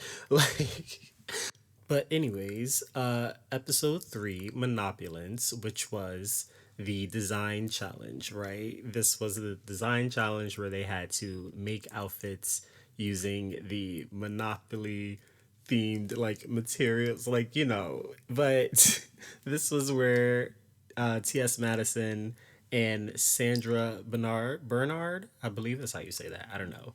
But T.S., yes, T.S. was the judge, one of the judges for this episode. And this was also when Lucky Stars ended up becoming the first queen eliminated instead of Hormona.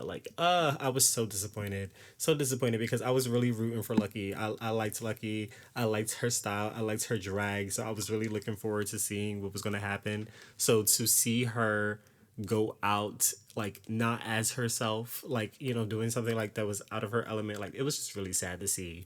And speaking of, because in the next episode 4, because Joella ended up being the one to send Lucky home in the lip sync, right? And she was kind of gagged that everyone was so sad to see Lucky go.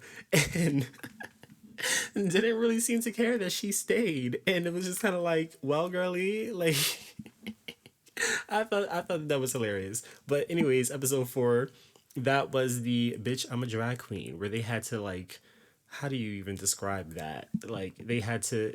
What what would you even because there's so many like different challenges on Drag Race. It's like, what would you consider this challenge? But they had to, because the tracks weren't original. It's not like they wrote them.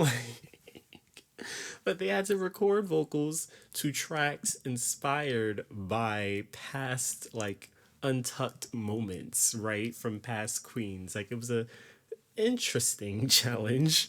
But anyways, this was the episode where Joella did end up getting eliminated, and I was both glad and kind of sad because her Delulu was entertaining, but it was also just kind of like, girl, it was time for you to go.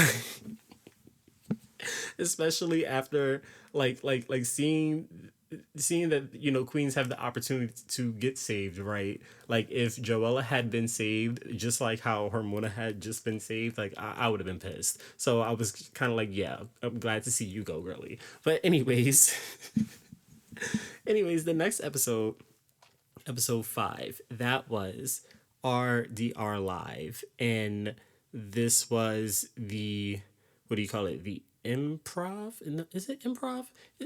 It's like scripted.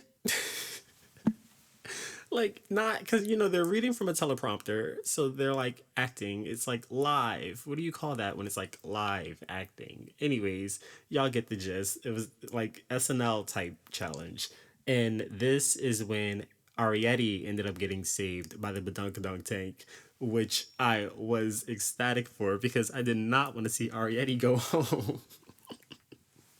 So I was ecstatic that she got to stay, and then also ecstatic that the Badunkadunk tank was now out of the equation. It's like, okay, no one else is getting saved. Like boom, the competition has started officially. Like, you know. Then we had the next episode, episode 6, which was the Let's Get Sea-Sickening Ball, right? Where we had Law Roach as the guest judge. Where it was like, you can't get anyone better, you know, for a design challenge, fucking, you know, episode. But this ball, first of all, this ball, Arietti ate down. I'm sorry, she ate the girlies up with every single look. She ate them up with every single look, and I was so happy that Hormona finally got the boot. I was so happy to see her to go. I was like, it's time for you to go. Time for you to go, girly. But then the next episode we had the snatch game where we had Quinta Brunson as the guest judge. Also another like perfect person to have for the challenge, you know, like perfect guest judge for the episode. Cause like that's the thing, like Drag Race, they be having guest judges that don't make any sense, or at least like that I have never heard of. People that I have never heard of, like in what's his face in episode 4. What was her name? Julia Shalefla. I can't even pronounce that shit, but I didn't know who she was. So, anyways, moving on. The snatch game. It was it is definitely going to go down in Drag Race history as one of the more lackluster ones, and I'm gonna just leave it at that for brevity's sake.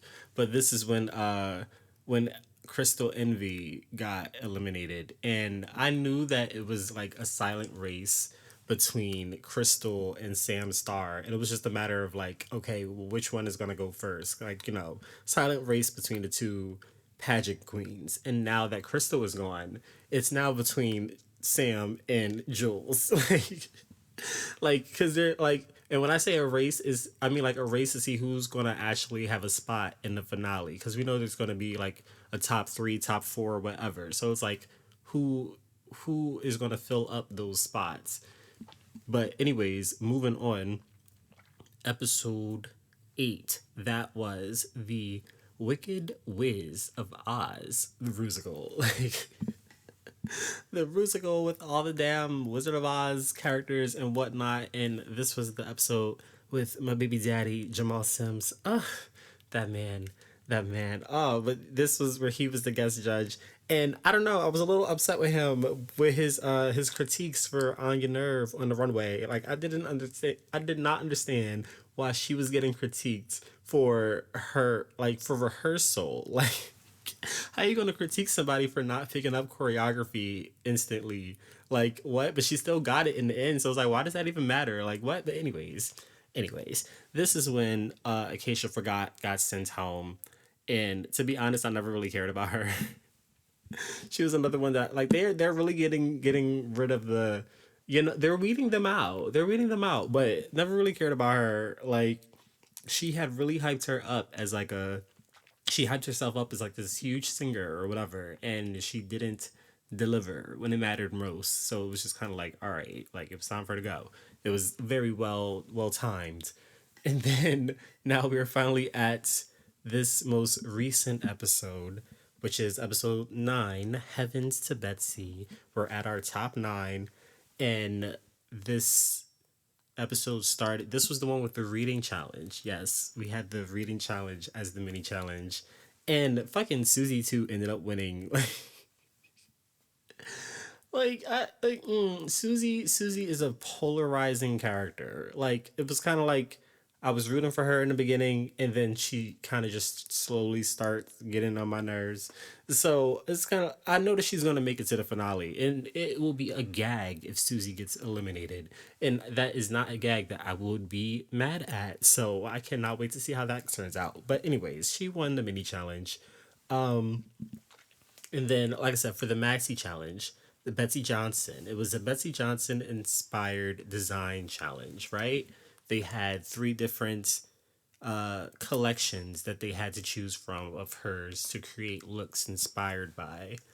And because Susie Toot won the mini challenge, she was able to pick her category first, and then who she picked got to pick the next person, and then so on and so forth. Like they continued down that line until all of the categories were filled up, right? And there were 3 queens per category because we're at our top 9.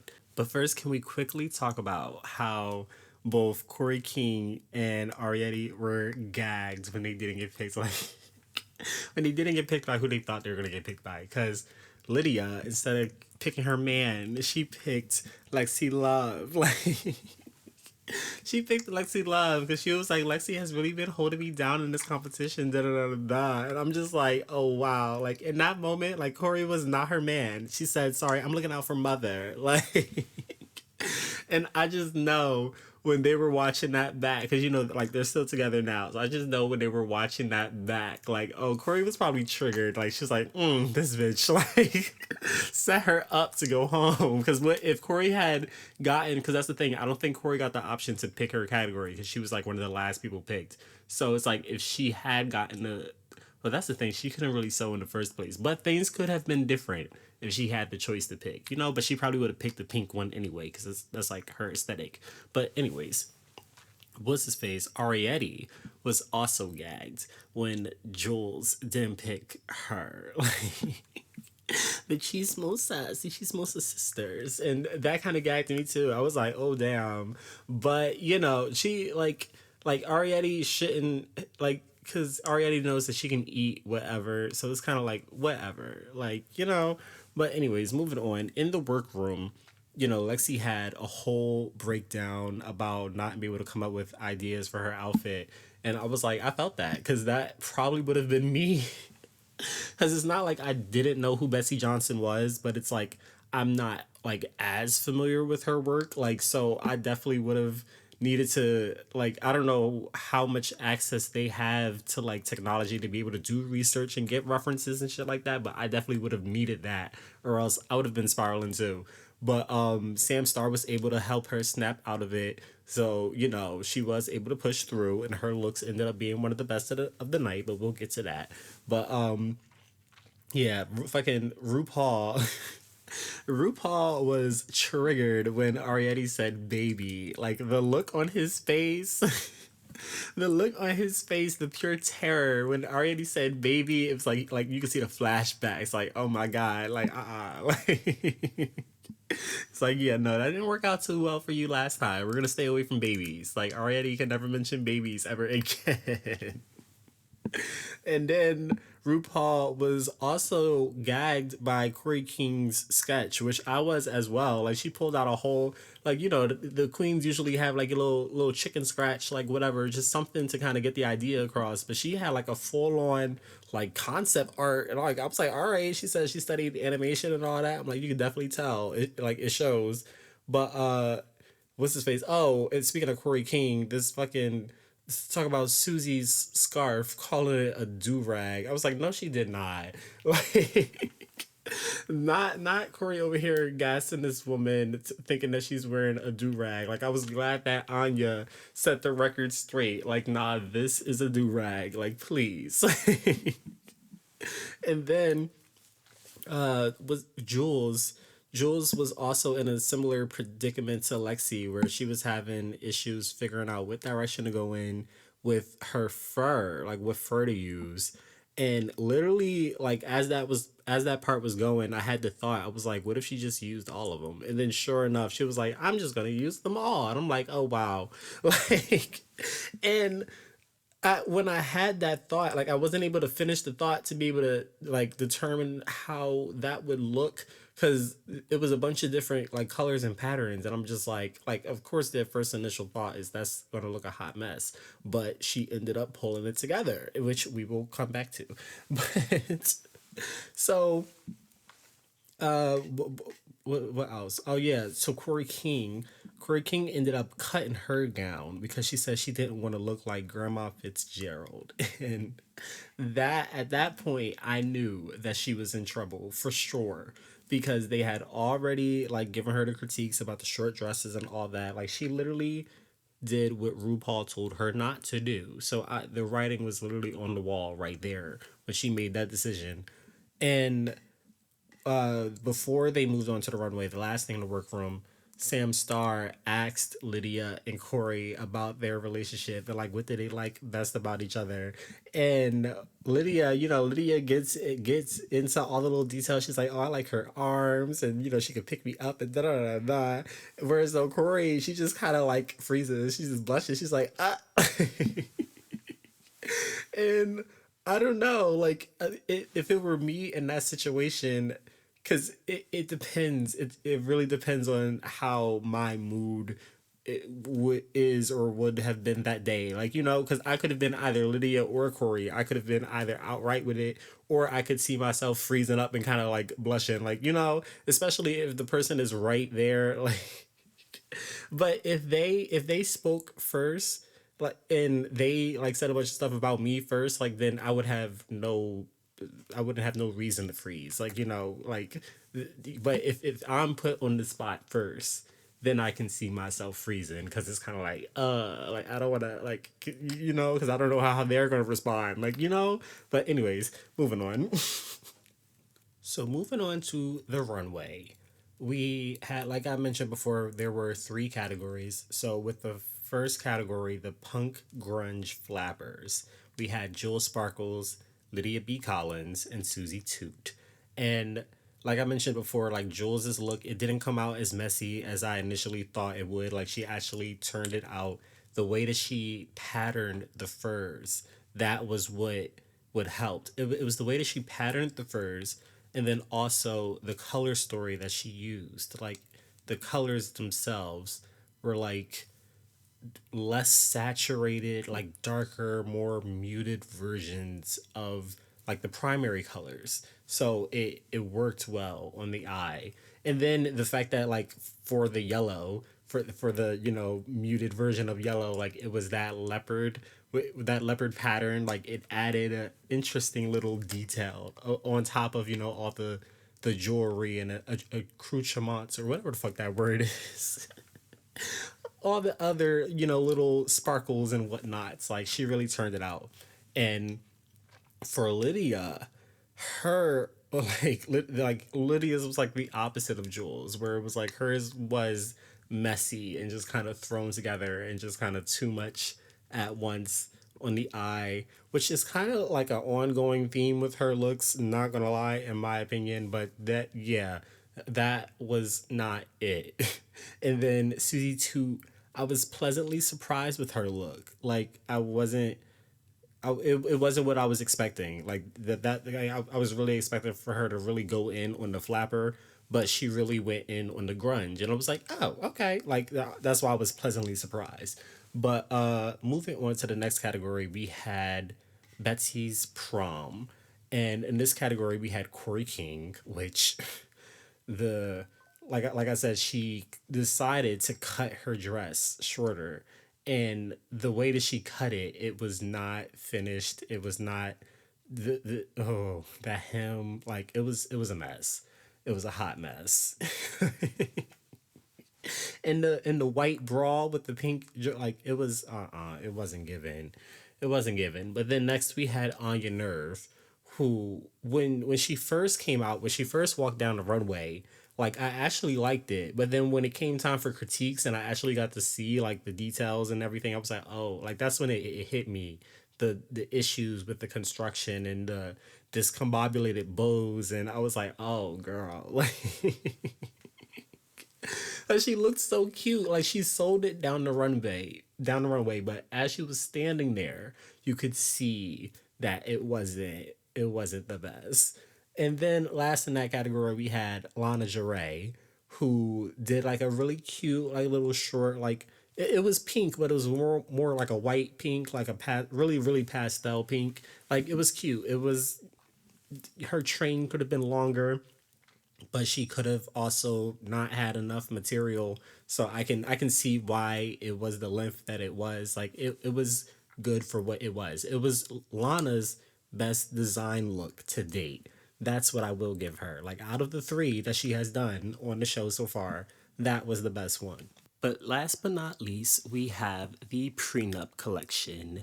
And first up in the prenup collection, we had Ari Eddy, who honestly had okay, so Ariette and Lexi Love were both battling with me for my favorite look of the night, but black is my favorite color. So for the sake of finalization, we're just gonna say Ariette had my favorite look of the night because the bitch ate down like she always does. Like we expected nothing less. She delivered. And that was that. She was in the top for it, rightfully so. But next up in this category, we had Sam Starr, who, like, literally as soon as she came out, the first thing I thought was Madonna. Like, and I feel like that might be why she was safe, because it was like, I immediately thought Madonna. So maybe the judges did too. And they were like, okay, we're supposed to immediately think Betsy. But, Betsy herself said that she loved it. So, whatever. But it was still cute. Like, it was still a good look. But in comparison to the other top three, it wasn't beating the top three. Like, it was deservedly safe. But last but not least, in the prenup collection, we had Lexi Love, who, like I said before, like her and Ariette were battling for my favorite look because Lexi ate down. For as nervous as she was about this look, she ate down. She delivered. Like the veil was everything. Like that was pretty much the look itself. It was the veil. Like when you got down to the bodice part of it, like it was white corset with the what do you call them, with the ribbons up the legs. Like it was cute, but the veil itself was the selling point. And then also the wig, the rainbow wig, giving it that pop of color. Like that was smart. She ate that down. Like same thing with Ariette and the little white bow. It's just like these little attentions to details that these girls are giving is what is getting them in the top. And the other girls, hopefully they take notes throughout the rest of this competition. Like, but anyways, Jules ends up winning this challenge, which I liked Ariette and Lexi's looks more. I feel like if anything, it should have been a double win between Jules and Lexi. Because I feel like Lexi definitely deserved to get the win, and that's why she was so cracked. Like when you saw her face when they announced that Jules won, the bitch was mad. The bitch was mad, and there was no hiding that. Like, and Ariette, she looked more so happy for her chismosa sister. Like, okay, yes, she got her win. Now we both got wins. Like, it was giving that energy. But Lexi, Lexi was mad. She's like, fuck, like again, because like she has been wanting a design challenge win, and every single time, like, she just hasn't gotten it. So we will see how she does for the rest of the competition, because I feel like she's going to get another win. Lexi is going to make it to the final four. I'm calling it now. But as to where that second win comes from, if she gets one, because she could get there with just the one win, but we will see. We will see. Honestly, I feel like the producers are messing with Arietti and Lexi, and they're trying to make them crack. Like they keep edging them on. With Arietti, they were really playing on her time. Putting her in the bottom and things like that. But I feel like they're really trying to make Ari and Lexi crack, and that like there's gonna be a moment where they kind of explode. Arietti kind of already had that moment in Untucked, but and then Lexi, that moment with Anya. We're not gonna count that. We're not gonna count that. But I feel like it's getting to that point where Lexi's gonna pop the fuck off because she's over it. She's over it at this point. But it's okay. It's okay. I am scared for Arietti though. Like I said, I think Lexi's gonna make it to the final four, but Arietti, I feel like this roast might take her out because we know that she has not been doing well in these comedy challenges. So it's like, as much as she has been eating the fashions, I feel like they didn't give her the win this time to be able to justify sending her home if she bombs the roast, because she'll only have the one win. That'll be like her second, third time in the bottom. Like, if she doesn't pull through this roast, she's going home. Unfortunately, oh my god, it's gonna be so sad. It's gonna be so sad to see. But anyways, we once we get to the lip sync, we have the couple. The couple was in the bottom two, which we also, that was kind of telegraphed. Like, like their relationship storyline had kind of flown under the radar until this episode and the episode from last week. Like, it wasn't really brought up like that until recently, which was kind of the writing on the wall, especially with how like they were setting up Corey. It was like the writing on the wall that like something was going down with them too. But yeah, they end up being the two in the bottom, and then the lip sync song itself, I can't remember what it was called, but it has something to do with kissing. That was no coincidence. Like that they chose that song specifically, like because it was the couple. Like, the producers were producing, basically. That's what I'm saying. The producers were producing. But anyways, Corey ends up going home, and that was also sad to see because I loved Corey. I was rooting for her, although it was very obvious she wasn't winning. She wasn't making it to the final either. So I was more so just like seeing just how far she was gonna make it, and to see her get sent home by Lydia. Oh my god! Like, I swear, the ones that are in trouble, the ones that are in trouble, like Lydia and Lana. Out of the two, I really hope that it's Lydia to go, because now that Corey is gone, it's like, okay, I'm waiting to see how far Lana goes. All right, so now we're going to do a quick rundown of the current scoreboard. Right now, everybody kind of has their own scoring systems, but I'm going to quickly explain mine. For those who may not be like heavy Drag Race fans, you may be like, what the fuck is the score system? But like basically, it is scoring based on how the queens rank in the episode, right? So if they win, I give them 5 points. If they are in the top, that's 4. If they are safe, that's 3. Bottom is 2. Bottom 2 is 1. And then if they get eliminated, that's nothing. And then if they get a mini challenge win, that's a little bonus point, right? That's 1 point. So as for how the queens are doing now, the queens with the most wins are Susie 2, Anya Nerve, and Sam Star with 2 wins. But Susie 2 currently has the highest score with 32 points, and she is ahead of Anya by 1 point because she just won the reading challenge. And like I said earlier, the queens in danger are Lydia B. Collins and Lana Jarre, and they literally have identical track records. They both have 2 mini challenge wins. They were both saved 6 times, and they both lip sync for their lives twice. So we will see which one of them makes it, but they're literally doing exactly the same right now, which is interesting. But next episode is the villains roast, which I am definitely excited to see. We always love to see the villains come back. But lastly, I want to talk about my anticipated 2025 movies, right? But before we get into that, I also want to talk about the Oscars just real quick because that also just happened. I don't really have many thoughts. I don't have many thoughts because I didn't see a lot of the movies that were nominated. But as for the performances, though, the performances were cute. Okay, Ari and Cynthia at the beginning, they ate down.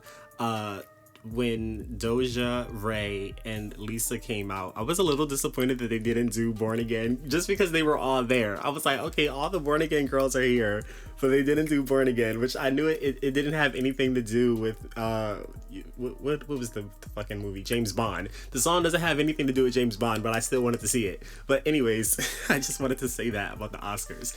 But moving on, my anticipated movies for this year, and I'm bringing these up now because I don't know if I'm going to end up at the theaters for all of them, but when I do see them, because like I said, they are anticipated for me. So when I do see them, I will be talking about them. But especially this first one, Final Destination Bloodlines, that comes out May 16th. Oh my God.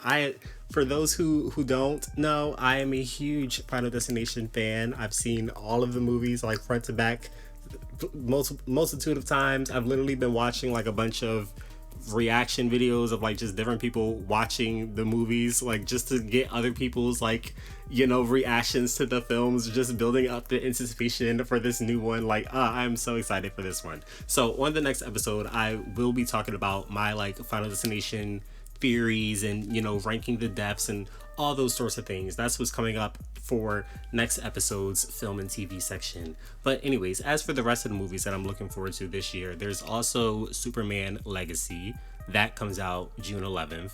And I'm interested to see this, you know, this new take on Superman. Interested to see how that turns out, if this movie is going to be another DC flop or not. Next up, we have Scary Movie 6 that comes out June 13th. Also, I'm so excited for that one. Scary Movie 2 is like one of my childhood movies, you know, Scary Movie 2 and kind of 3. I say kind of because like I had the bootleg, so I had Scary Movie 3 I had a bootleg DVD, so it wasn't the best quality, didn't really have the best experience watching it, so that's why it doesn't hold that same weight that Scary Movie 2 has.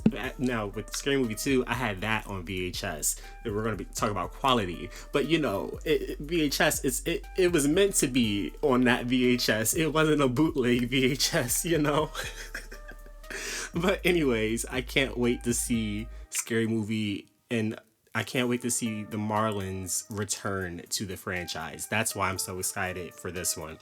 But next up, on the same line of scary movies, we have Megan 2.0, which I hear that this one's going to be more of a like more comedic than the last one. So, and then from what I heard about the plot, like it sounds like they're like turning her into like the hero, like she's supposed to be fighting some other robot or something. Child, I don't know. It sounds like it's going to be a mess, to be honest, but I'm still going to watch it. I still want to see what happens.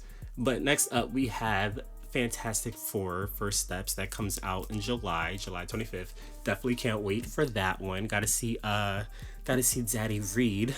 Gotta see I have to see Pedro Pascal eat down this role.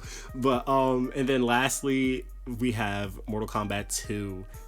For like, I'm literally one of the biggest Mortal Kombat fans. Like that is definitely a franchise that we will be talking about within the gaming section and also within the film, because as more movies and whatever the fuck Mortal Kombat, we will be talking about it here. Okay, that is the point that I am making. But cannot wait for that one. I'm still like trying to figure out what exactly I want to do as far as like what I want to talk about for the second film, because there's so much to talk about. But best believe we will be talking about it. But anyways, on that note, we will be closing these are our ending remarks. That concludes this first episode of this podcast. First of all, if you survived, if you made it through and made it to the end of this, you are a real one. First of all, you are a real one if you actually listened to this whole thing all the way through, because I know it's a bit long, but that's just because this is the first episode and I had like so much to talk about. Like this was a whole recap, so there was a lot to get through. But in the future, they should not. I'm not going to say they won't be, but they should not be this long. But anyways, make sure that you follow me on all social media platforms. You can find me at Quing_D. That is QUING_DEE on Instagram, X, Snapchat. Like the majority of my socials and everything is Quing_D. If not, then there's just no underscore. That's usually the other variation, but I can't even think of what there is no underscore on, because on the majority of them it is Queen_D. But once you go find me on Instagram, you know, that little link in my bio, that link pretty much links you to everything, to all of my content. You can find that same link down in the description below of whichever platform you are currently listening to this on. But there you will be able to find all of my content, follow me, and stay up to date on all future releases. But as for questions for the audience, I do want to ask y'all, what are y'all top albums from last year, from 2024? For the gamers, what are your favorite fighting games? Because like I said, fighting, like that's my favorite genre. So I'm curious, like what are y'all favorite fighting games? So I kind of like know which ones I should stream more. Like, and also I'm wondering what other releases are y'all looking forward to this year, whether that be music, games, movies, etc.